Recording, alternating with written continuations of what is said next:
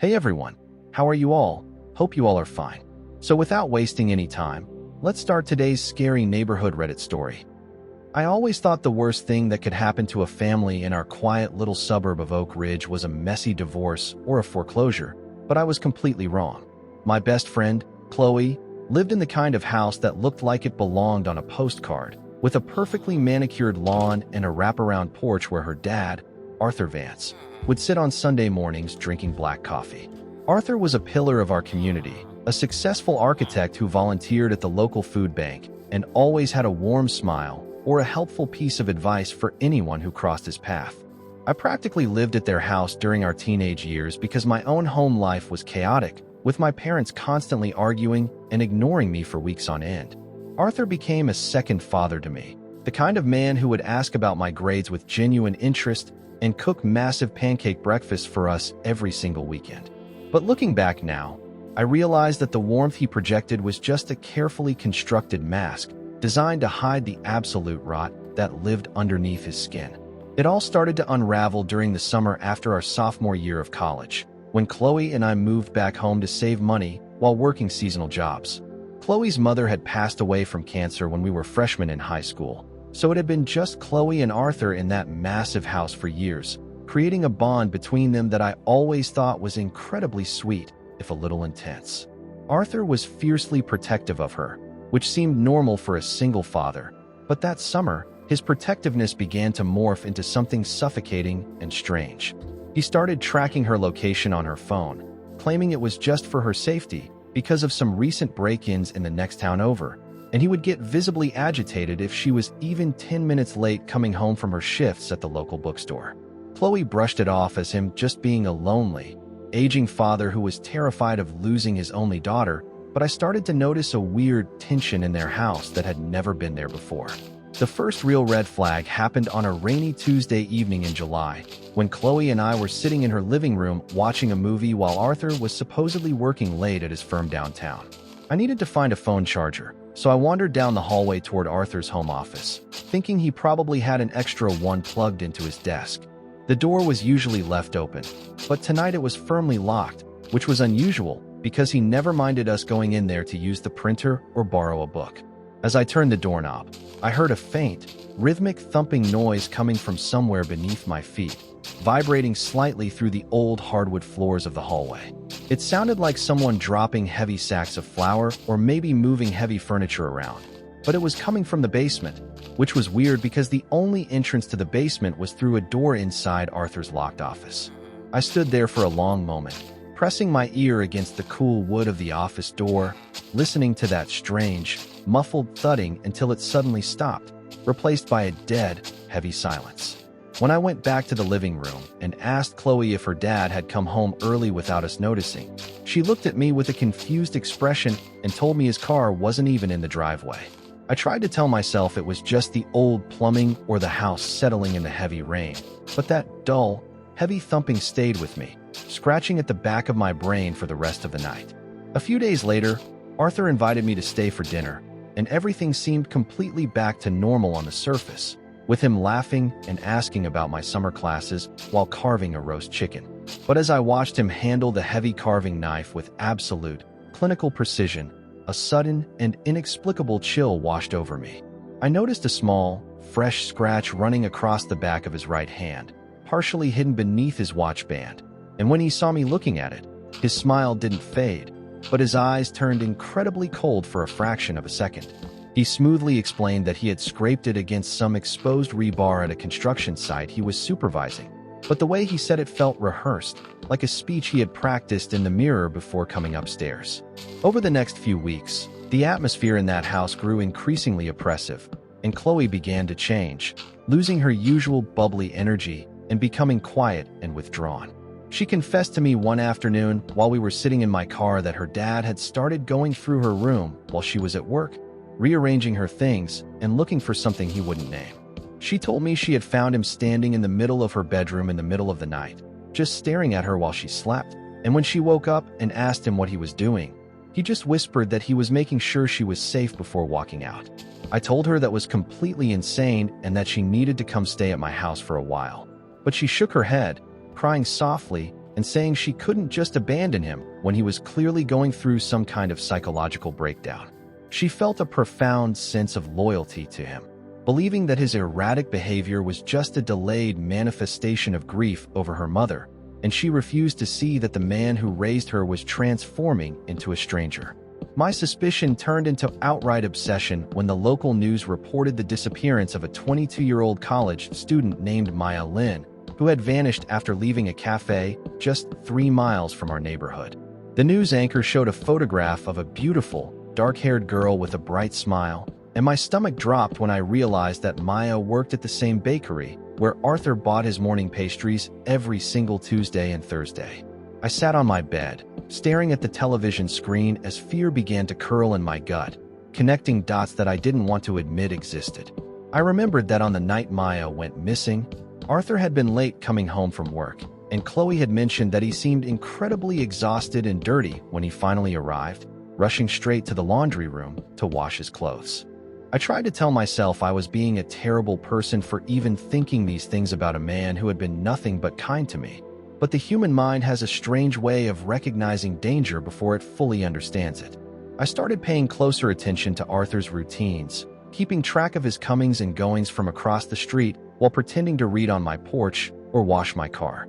I noticed that he began taking long, unexplainable drives late at night, leaving the house around 2 in the morning and returning just before dawn, his luxury SUV covered in fresh mud despite the dry summer weather. One afternoon, while Chloe was working her shift at the bookstore and Arthur was supposed to be at a client meeting, I decided to walk over to their house under the pretense of looking for a textbook I had left behind. The front door was locked, but I knew about the spare key they hid inside a fake rock near the patio, and my heart hammered against my ribs as I retrieved it and turned it in the lock. The house was completely silent, filled only with the ticking of the grandfather clock in the hallway, and a sudden wave of intense guilt washed over me as I stepped inside, feeling like an absolute criminal. I told myself I would just look for my book and leave, but my feet dragged me down the hallway toward Arthur's locked office, my hands shaking so badly I could barely breathe. I tried the doorknob, and to my absolute shock, it turned smoothly in my hand, clicking open to reveal the pristine, sunlit space where Arthur spent his evenings drawing blueprints. The room smelled of expensive cologne, old paper, and polished leather, completely devoid of anything sinister, and I felt a brief wave of relief, thinking I had let my imagination get the better of me. I walked over to his massive oak desk, intending to just look around for a second before leaving, when my eyes caught a small, brass key lying carelessly inside an open pen drawer. It was an old-fashioned key, entirely different from the modern locks on the rest of the house, and I knew instantly that it belonged to the heavy wooden door that led down to the basement. My breath caught in my throat as I picked up the key, its cold metal burning against my palm, and I turned around to face the basement door that was tucked away in the far corner of the office. Every instinct in my body was screaming at me to drop the key, run out of the house, and never look back, but the memory of that muffled, thumping noise and the face of the missing girl on the news pushed me forward. I inserted the key into the old lock, hearing a loud, heavy click that sounded like a gunshot in the dead silence of the house, and I slowly pushed the door open to reveal a steep flight of wooden stairs disappearing into pitch-black darkness. A faint, strange odor drifted up from the depths, a mixture of damp earth, heavy bleach, and something metallic and sweet that made the hairs on the back of my neck stand completely on end. I pulled out my phone, clicked on the flashlight, and began to step down into the dark, completely unaware that I was stepping into a nightmare from which I would never fully escape. The wooden steps creaked softly beneath my sneakers as I descended into the damp chill of the basement, the beam of my phone flashlight cutting through the heavy darkness and revealing walls made of rough, unfinished stone. The air down there felt thick, almost heavy enough to choke on, smelling so strongly of chemical cleaners that my eyes began to water as I reached the concrete floor. At first glance, it looked like a completely normal, cluttered suburban basement, filled with old holiday decorations, dusty plastic bins, and stacks of leftover building materials from Arthur's various architectural projects. But as I moved deeper into the space, following the scent of bleach toward the far corner, I noticed a large, heavy wool rug laid out across the floor in an area that was otherwise completely empty. I walked over to it, my heart pounding so violently I could hear the blood rushing through my ears, and I used the toe of my shoe to pull back the thick edge of the fabric.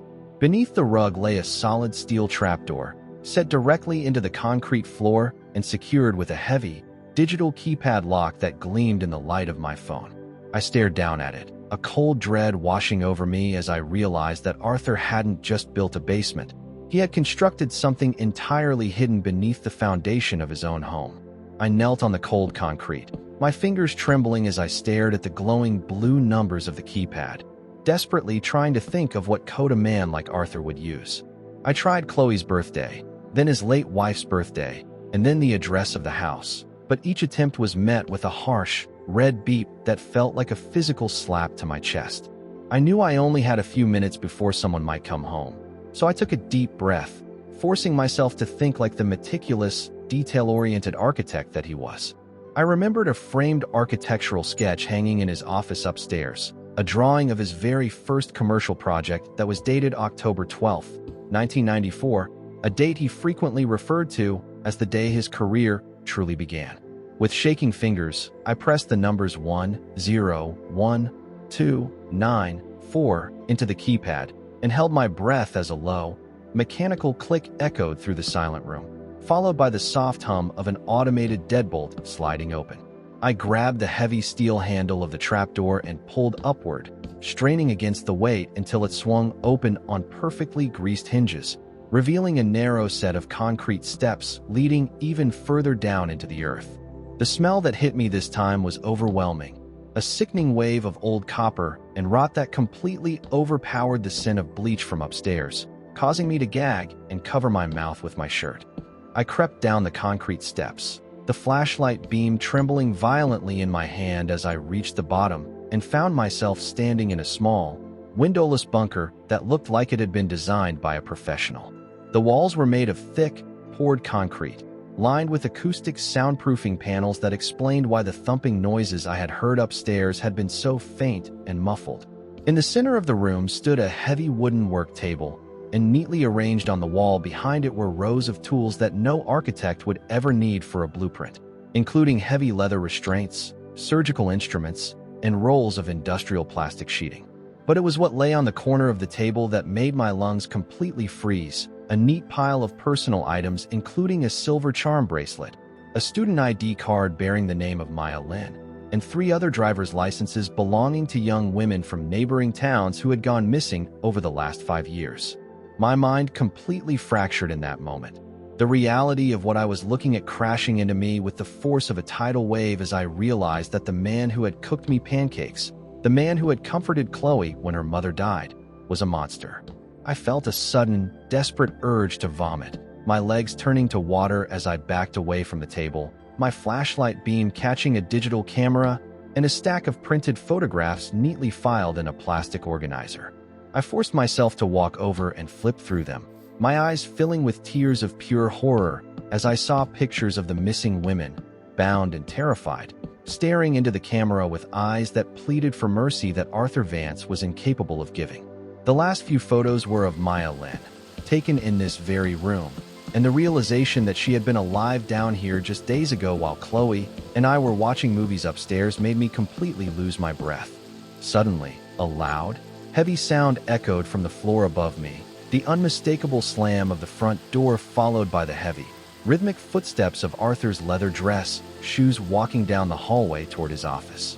Panic seized my entire body, a primal, blinding terror that threatened to paralyze me as I realized I was trapped in the absolute worst place imaginable with a serial killer standing right above my head. I heard his footsteps stop directly outside the basement door, and the sound of the old key turning in the lock made my heart jump into my throat as I frantically looked around the small concrete room for anywhere to hide. There were no closets, no hidden corners, nothing but the heavy work table and the stacks of plastic storage bins lined up against the back wall. Acting on pure survival instinct, I turned off my phone light, plunging myself into absolute, suffocating darkness, and wedged my body into the narrow, dusty gap between the heavy concrete wall and the towering stack of plastic storage bins. I pressed myself as flat as I could, holding my breath until my lungs burned, my eyes straining in the dark as I heard the basement door upstairs open and the heavy footsteps begin to descend the first flight of stairs. I heard him walk across the upper basement floor, his shoes clicking against the concrete, and then the soft beep of the digital keypad as he entered the code to the trapdoor. The heavy steel door swung open above me, casting a sliver of light into the dark bunker as Arthur's legs appeared on the concrete steps, moving with a calm, casual deliberation that made him seem even more terrifying. He walked into the room, turning on a harsh, fluorescent overhead light that made me blink behind my hiding spot, and I could see him clearly through a tiny gap between two plastic bins. He had taken off his suit jacket, rolling up the sleeves of his white button-down shirt to reveal the angry red scratch on his forearm, and his expression was completely blank, devoid of any human emotion. He walked over to the work table, picking up Maya Lin's silver charm bracelet and running it through his fingers with a look of quiet satisfaction, before tossing it back down and pulling out his phone. I watched in sheer horror as he dialed a number, his voice completely changing into the warm, fatherly tone I had known my entire life when the person on the other end answered. "Hey, sweetheart," Arthur said smoothly, his voice echoing off the concrete walls just inches from where I was hiding. "Yeah, I just got home to grab some files I forgot for my meeting tonight. I noticed your car isn't in the driveway. Are you still at the bookstore? Good. Don't walk to your car alone after your shift, okay? Call me when you're leaving, and I'll come pick you up. I just want to make sure my little girl is safe. I love you too, Chloe." He hung up the phone, a small, chilling smile playing on his lips as he tucked it back into his pocket, completely unaware that his daughter's best friend was watching his every move from the shadows. He spent another 10 minutes organizing some tools on the wall, wiping down the heavy wooden table with a rag, and checking the locks on a heavy steel cabinet in the corner before finally turning off the light and ascending the stairs. I listened as the trapdoor slammed shut, the electronic lock beeped into place, and his footsteps faded away into the upper house, leaving me alone in the dark, trembling so violently that my teeth clicked together. I waited in that freezing darkness for what felt like an eternity, my muscles cramping and my mind racing as I tried to process the absolute horror of what I had just witnessed. When I was absolutely certain the house was completely empty again, I crawled out from behind the plastic bins, my hands shaking so badly I could barely hold my phone as I used the flashlight to guide myself back up the concrete steps. I managed to punch the code into the digital keypad from the inside, my heart leaping as the heavy steel trapdoor swung open, and I scrambled up into the main basement and out through the office door. I didn't stop running until I was back inside my own bedroom across the street, locking my door and collapsing onto the floor, sobbing uncontrollably as the faces of those missing women burned into my eyelids. I knew I couldn't just go to the police right away without proof, because Arthur Vance was a respected, wealthy man in our town, and if I just showed up making wild claims about a secret bunker, his lawyers would tear me apart before the cops even issued a search warrant. More importantly, I had to save Chloe, because the realization of what her father truly was would completely destroy her, and I knew that if Arthur suspected for a single second that I knew his secret, neither of us would survive the night. I spent the next 2 hours recovering the photos I had secretly snapped with my phone while inside the bunker, my hands steadying as a cold, sharp focus took over my fear. I compiled the images of Maya Lin's ID card, the other women's driver's licenses, and the chilling photos of the restraints, and I sent them directly to a trusted family friend who worked as a detective in the county sheriff's department, along with the exact address and the code to the trapdoor. Within 30 minutes, my phone rang, and Detective Miller's voice was completely stripped of its usual warmth, sounding sharp, urgent, and deeply unsettled. He told me to stay exactly where I was, that a tactical unit was already being deployed to the Vance residence, and that under no circumstances was I to contact Chloe or her father. But as I hung up the phone and looked out my bedroom window, my blood turned to ice as I saw Arthur's luxury SUV pull back into his driveway, its headlights cutting through the darkening evening air. A moment later, a second car pulled up behind him, and my heart shattered when I recognized Chloe's small sedan parking in her usual spot. She got out of the car, carrying a bag of takeout, and Arthur met her on the porch, wrapping his arm around her shoulders in a warm, protective embrace before guiding her inside the house. I realized with absolute certainty that if the police swarmed that house while Arthur was inside with Chloe, he would realize the game was up, and a man who had murdered multiple women without a shred of remorse would not hesitate to use his own daughter as a human shield or worse. I couldn't sit by and watch her die, so I ignored the detective's orders, grabbed my car keys, and sprinted across the street, my mind blanking out everything except the desperate need to get Chloe out of that house. I didn't bother knocking. I burst through the front door, slamming it behind me, and found Arthur and Chloe standing in the kitchen, looking at me with expressions of utter shock. "Hey, what's wrong? You look like you've seen a ghost," Chloe said, her brow furrowing as she noticed my pale face and trembling hands, while Arthur slowly set down the carving knife he had been using to open the takeout containers. "Chloe, you need to come with me right now.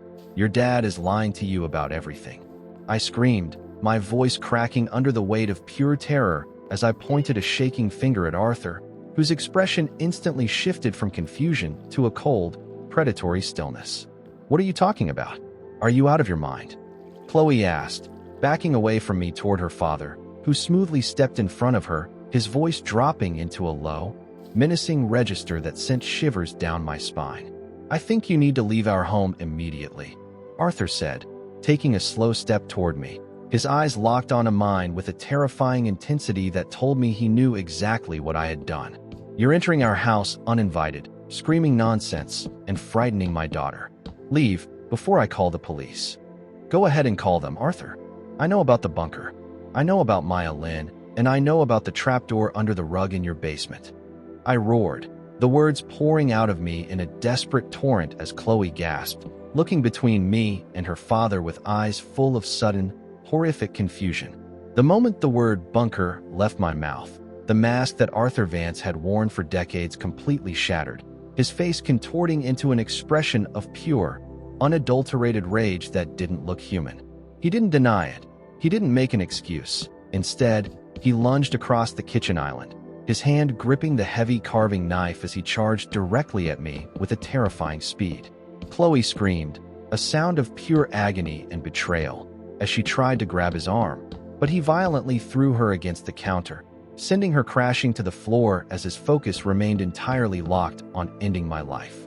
I threw myself backward into the living room, knocking over a coffee table to create a barrier between us, but he vaulted over it with an unnatural agility, the blade of the knife catching the ambient light as he slashed at my chest. I felt a sharp, burning pain across my forearm as I put my hands up to defend myself, the blade slicing through my jacket and skin, and the impact sent me crashing hard against the heavy grandfather clock, which shattered into a spray of glass and wood.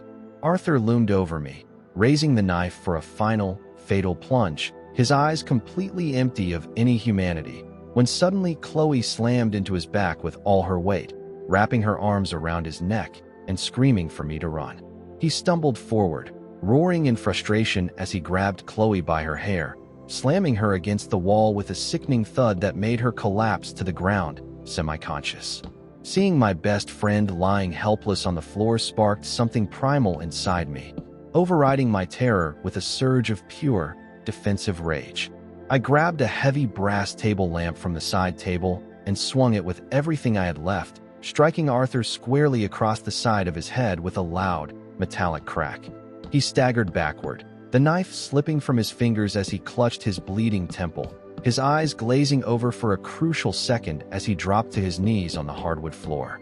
Before he could recover, the entire front of the house erupted into a chaos of breaking glass and shouting as the tactical police unit breached the front door and windows, their flashlights blinding as they flooded the living room with drawn weapons. "Drop to the ground. Hands behind your head. Do it now," the officers roared, instantly tackling Arthur to the floor as he began to struggle, pinning his arms behind his back and clicking the heavy steel handcuffs into place. I threw myself over Chloe's body, shielding her as the police swarmed the room, weeping hysterically as the reality of our survival finally crashed down around us. The aftermath of that night was a blur of flashing blue lights, ambulance sirens, and endless police interrogations that stretched into the early hours of the morning. Forensic teams spent 3 full weeks excavating the hidden bunker beneath the Vance home. uncovering not only the trophies of the 4 missing women, but also the remains of 2 other victims buried deep beneath the concrete floor of the lower basement. The story completely dominated the national news for months, with journalists labeling Arthur Vance the Oak Ridge architect, a monster who had utilized his professional skills to construct a flawless chamber of horrors right beneath the feet of his unsuspecting daughter. Arthur was convicted on multiple counts of first-degree murder and sentenced to life in prison without the possibility of parole, ensuring he would never see the light of day again, though he refused to look at either me or Chloe throughout the entire trial. Chloe moved across the country to a small town in Oregon, changing her last name to escape the toxic legacy of her father. And while the physical scars on my arm have faded into faint white lines, the psychological wounds of that summer remain deeply etched into both of our souls. We still talk on the phone every single week, bound together by a horrific secret that nobody else could ever truly understand, knowing that while I managed to save her life that night, the loving father she thought she knew had died the moment I opened that basement door.